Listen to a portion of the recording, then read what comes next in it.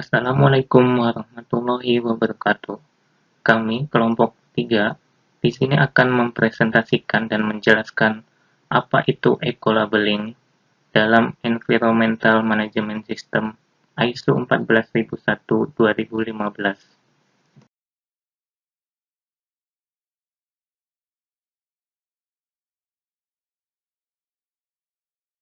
Sebelum kita masuk dalam materi pembahasan tentang eco-labeling, izinkan kami memperkenalkan diri. Presentasi ini disampaikan oleh saya sendiri, Sarwani, dan oleh rekan saya Muhammad Irwansyah.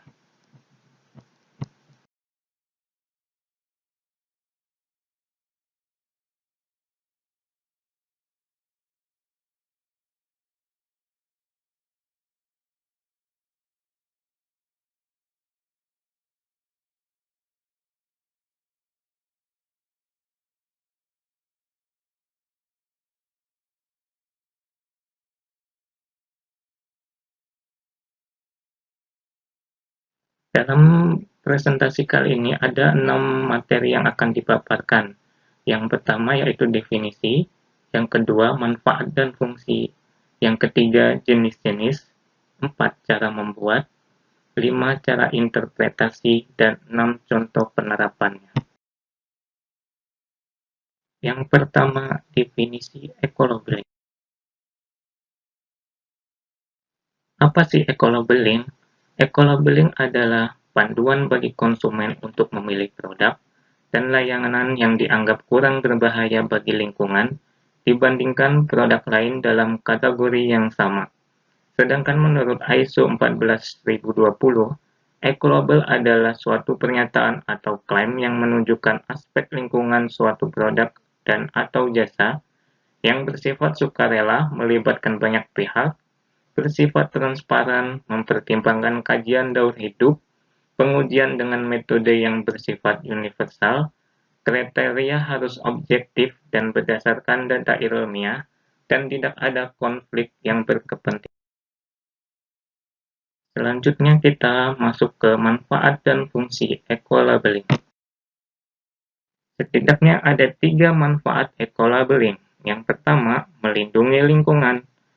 Konservasi dan perlindungan lingkungan umumnya merupakan tujuan utama.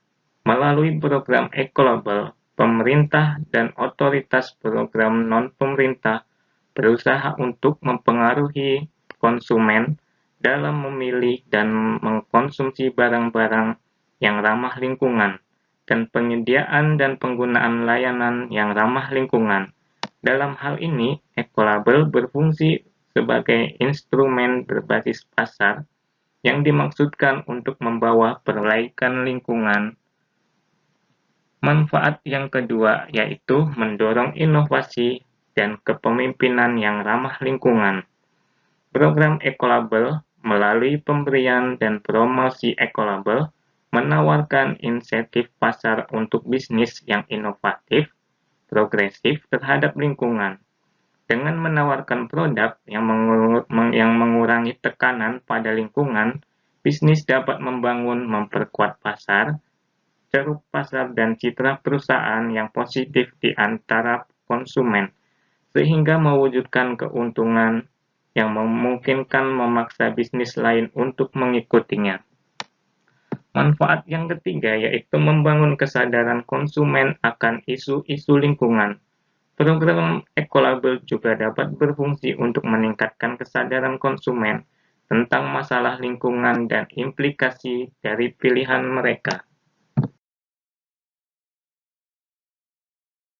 Selanjutnya kita masuk ke fungsi eco-labeling. Dalam fungsi eco-labeling juga terdapat 3 macam poin fungsi eco-labeling. Yang pertama, yaitu mendorong konsumen agar memilih produk-produk yang memberikan dampak lingkungan yang lebih kecil dibandingkan produk lain yang sejenis. Yang kedua, bagi para pelaku usaha dapat mendorong inovasi industri yang berwawasan lingkungan. Yang ketiga, dapat memberikan citra yang positif bagi brand produk maupun perusahaan yang memproduksi atau mengedarkannya di pasar, sekaligus menjadi investasi bagi peningkatan daya saing. Bab selanjutnya yang ketiga yaitu jenis-jenis eco-labeling. Ada 3 jenis tipe eco-label. Yang pertama yaitu eco-label tipe 1, didasarkan pada standar ISO 14024 dan merupakan program pihak ketiga sukarela, berbasis multi-kriteria yang memberikan lisensi yang mengizinkan penggunaan label lingkungan pada produk yang menunjukkan preferensi lingkungan secara keseluruhan dari suatu produk dalam kategori produk berdasarkan siklus pertimbangan. Mereka paling sering menyerupai segel persetujuan. Yang kedua ada eco-label tipe 2, biasanya didasarkan pada standar ISO 14021, yang biasanya merupakan klaim pernyataan diri lingkungan yang informatif dan terkadang disebut klaim hijau. Contohnya adalah produk yang berisi klaim dapat didaur ulang. Klaim ini diatur oleh berbagai pemerintah dan berada di bawah pengawasan yang lebih besar. Selanjutnya ada tipe eco-label tipe 3 yang didasarkan pada ISO 14025 dan biasanya merupakan eco-label bisnis ke bisnis. Mereka adalah program sukarela yang menyediakan data lingkungan terukur dari suatu produk. Mereka berada di bawah kategori parameter yang ditetapkan sebelumnya dan ditetapkan oleh pihak ketiga yang memenuhi syarat dan berdasarkan penilaian siklus hidup. Untuk pembahasan bab selanjutnya akan disampaikan oleh rekan saya Muhammad Irwansyah.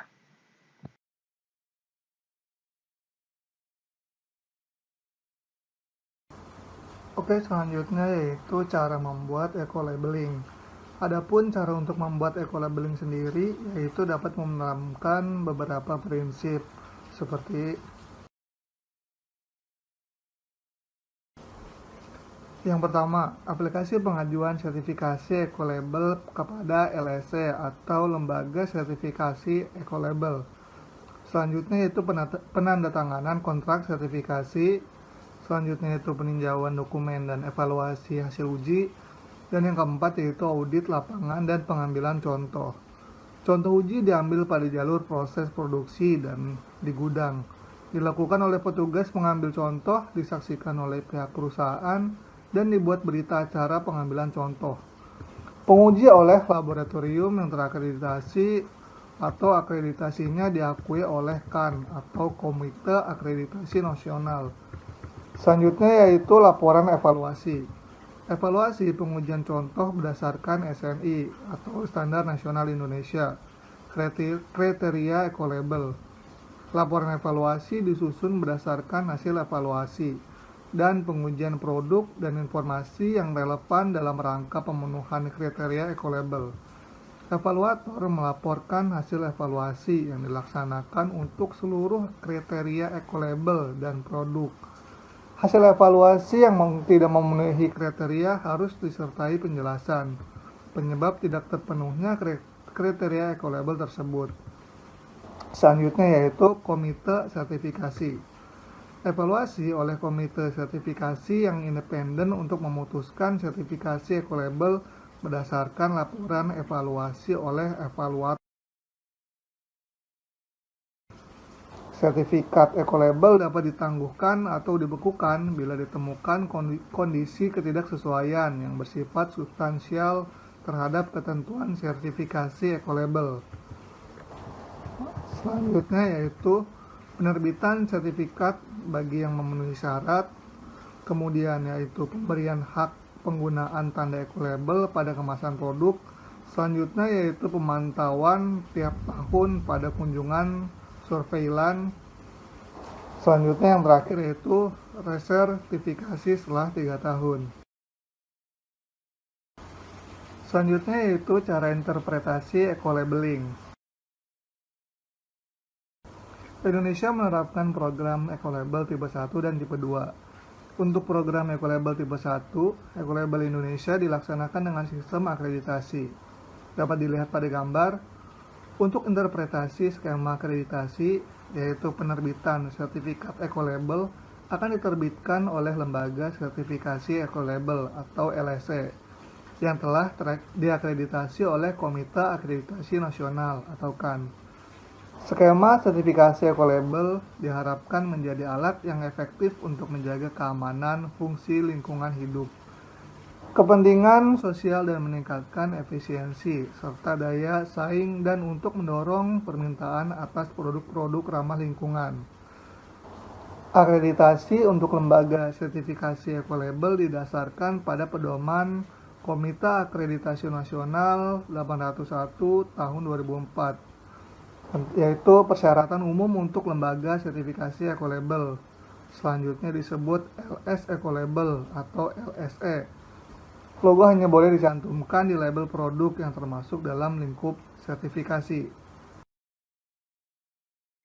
Selanjutnya yaitu contoh penerapan dari eco-labeling.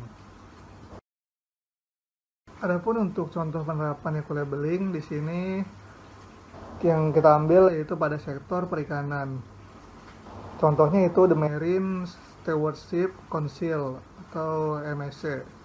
Merupakan suatu lembaga swadaya masyarakat NGO yang sifatnya nirlaba, non-profit, dan independen. Berkedudukan di London, Inggris, dengan didukung oleh World Wide Fund for Nature atau WWF dan perusahaan Unilever telah memprakarsai adanya pengelolaan ikan dan cara-cara penangkapan ikan yang bertanggung jawab di seluruh dunia. MFC mengajak para pengusaha penangkapan ikan untuk menggunakan labelnya dengan harapan para pengusaha dapat meningkatkan daya saing dan sekaligus melakukan usahanya secara berkesinambungan atau berkelanjutan. Bahkan di Indonesia sudah ada beberapa perusahaan penangkapan ikan yang menggunakan label MSC ini, terutama bagi yang melakukan ekspornya ke Uni Eropa dan Amerika Serikat. Hal ini dikarenakan MSC merupakan sertifikasi yang dikhususkan untuk produk perikanan laut dan memiliki kriteria penilaian yang sangat lengkap dan sesuai untuk Marine Fishery Product.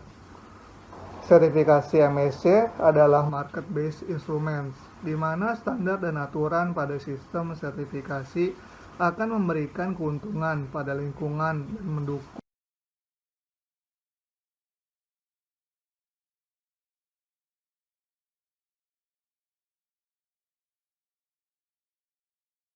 penangkapan ikan yang lestari. Sertifikasi MSC tidak akan berpihak pada kelompok atau negara tertentu. Sertifikasi ini akan berlaku adil terhadap semua produk yang ingin mendapatkan sertifikat. Karena MSC adalah sertifikasi yang berdasarkan permintaan pasar. Dalam hal ini, konsumen yang sangat berperan dalam memilih dan menentukan. MSC memiliki kriteria penilaian yang lebih kompleks jika dibandingkan dengan sertifikasi eco-labeling lainnya terhadap manajemen dan cara penangkapan yang ramah lingkungan lestari. Meskipun berkembang eco-label makanan laut lainnya, MSC tetap lebih dominan di bidang ini, memberikan kuasa monopoli baik terhadap pasokan pasar dalam hal jumlah dan cakupan perikanan bersertifikat dan permintaan pasar pangsa pasar di antara eco-label perikanan digunakan oleh pengecer, dan prosesor bermerek. Satu-satunya label yang ada lainnya yang mencakup perikanan tangkap yang dianggap sebagai kompetitif pada MSC adalah Friend of the Sea atau kita singkat dengan FOS. Terima kasih, mungkin itu saja yang dapat kami sampaikan, kurang lebihnya kami mohon maaf. Wassalamualaikum warahmatullahi wabarakatuh.